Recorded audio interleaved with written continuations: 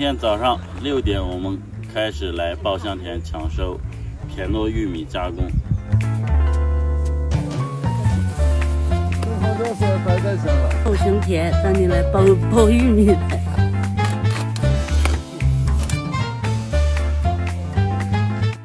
今年的玉米它长势是挺好的，就是玉米穗是挺大，但是就是那个因为光照和雨水的原因，还有就是天气这个气候的变化，今年的它的口感略有差异。今天我们打算收2万株左右啊，就是2万穗大概，送到忻州。我们要在4个小时之内收完，然后在路上再走3个小时。3、4个小时到忻州加工厂加工出来我们稻香田的田螺玉米。